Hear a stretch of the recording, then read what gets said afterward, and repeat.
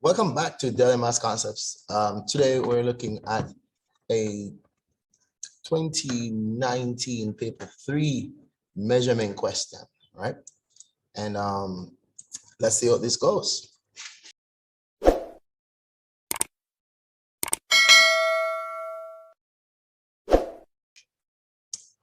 All right, welcome back. All right, so what we're going to be looking at, as you can see, is a measurement question. Paper 3, 2019. So let's see how this goes. It says the diagram below, not drawn to scale, shows a flexible piece of card in a shape of the sector of a circle with O as the center and R as the radius. All right, very good. We're given pi to be 22/7. So here's the first question. Show that the perimeter of the card is 80 cm. So we want to show that if we should find this arc length and add it to OP and add that result to OR, we should get 80. All right, so let's go about finding the length of the arc. The length of the arc can be found by using, so I could say arc length, which is the distance from R to Q to P, is equal to the angle at the center over 360 times 2 pi r. And why we'll do that is because the arc length is a part of a circumference. All right, so the distance from R through Q to P is just a part of the entire circle that would have been like this. So it's a part of the circumference. Hence, this part here refers to part of that. So how we're going to do this now is simply put the angle at the center over the 360, and we're going to multiply by 2 times pi times r, which is 18. So we're putting all of that together. So all we have to do is to just make sure that our calculations are on spot. So we're talking about 140 times 2 times 22 times 18. All right, and we want to, so let me write down the result of that. So that's 110,880, and we want to divide this. We want to divide that by 360 times 7, and we're going to get 2,520. All right, so 2,520. Let's do the final division. 110,880 divided by 2,520, and we get 44. So that is 44 centimeters. So the arc length here is 44 centimeters. Remember that this is the center. So OR is the same thing as OP. So this is 18 centimeters as well. So let's put together then. To prove it, we're going to be adding 44 plus 18 plus 18. So let's check that. All right, so 44 plus 18 gives us 80. Hence, we would have proven that it is 80. All right, so that's that part. We've just proven that the perimeter of the figure is 80. Calculate the area of the card. All right, so we're asked to find the area of the card. So technically, we're asked to find this. We were asked to find this shaded portion here. All of that. We can find that easily. It's a part of the area of the circle, as we could see. So the formula for that, basically it's the area of sector, which is basically theta over 360. So it's the angle at the center over 360 pi r square. So in this context, we're talking about 140 divided by 360 times pi, which is 22 over 7, times r, which is 18 times 18. So we were asked to do that. So pi r squared. So let's put this together. Normally, what I do, I work out the numerator first. So 140 times 22 times 18 times 18. So I'll end up with 997,920. And this is going to be over 2,000. That. So if I divide that by, my answer will be 396. Make sure we have the units down. So it is 396 squared. All right, so that's the response for that there. All right, let's continue rolling. The C part of the question says that the card is bent. The card is bent and the edge OP, OR are taped together.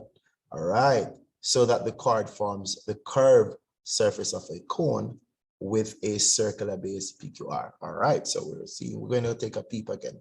Draw a diagram of the cone form showing, so we want to be showing clearly the measurement 18 and the perpendicular height, as well as the radius of the base of the cone. All right. Now, the thing is, a cone is developed from the sector of a circle. All right. And here we have a sector. If we should, as I said, they're going to tape together OP and OR. All right. So they're going to tape together OP. So it's like holding here. All right. It's like holding there, pulling it upward, and then OP is taped to OR. We'll end up getting a cone. But the thing is, the arc length will actually becomes the base. So we're ending up looking like this.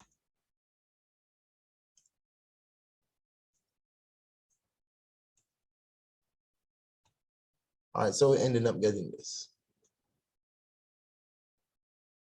This is O.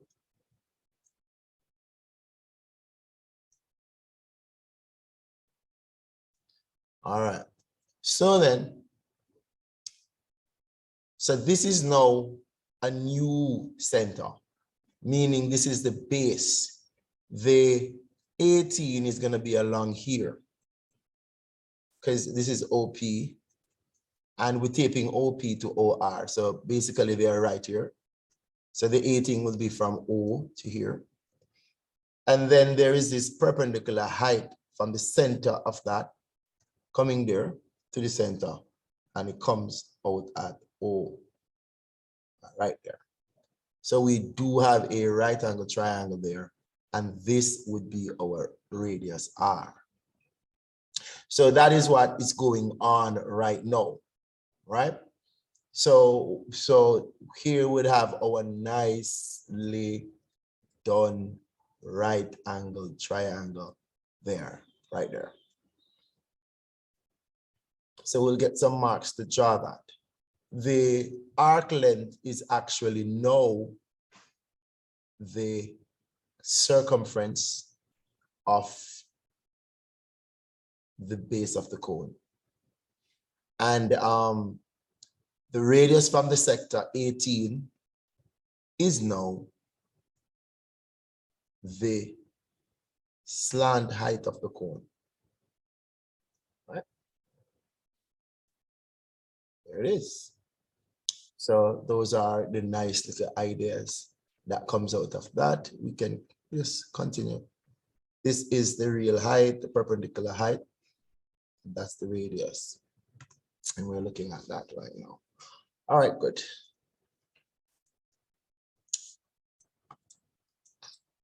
Now the question says, the follow-up question says, calculate the radius of the circular base of the cone, the radius of the circular base. So we're talking about going down here.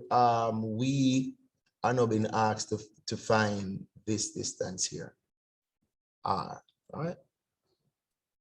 All right, so we can find that because the arc length, which was 44, is now the circumference. So we wanna make sure that we understand that the arc length here,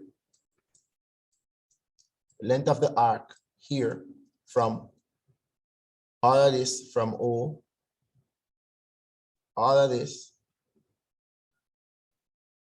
becomes the circle at the base of the cone. So it's 44. So now we're understanding that the arc length is now the circumference of the base. So it's the circumference of the base of the cone, which means that 44 is now equal to 2 pi r. So you might be wondering why, because how you find the circumference of a circle is 2 pi r. So basically now we have the circumference from the previous question. The association would have made it like that. So 44 is equal to 2 pi r. So our intention is to find r. So 44 is equal to 2 times 22 over 7 times r. As you could see, 44 is equal to 44 over 7 times r. Well, so what we want to do is multiply by 7, divide by 44. So if we multiply by 7, 7 cancel 7 there, multiply by 7. All right, so this is actually 154. And then to find the r alone, we're going. So let me write what we have. We have 44r. So we divide by 44, and we will get 7. So we're saying that r, or the radius, is 7. All right, so the radius is 7 centimeters. So the radius is 7. All right, there we go. Next part now says, so let's put on this label right here. Let's put on a nice little label here for radius.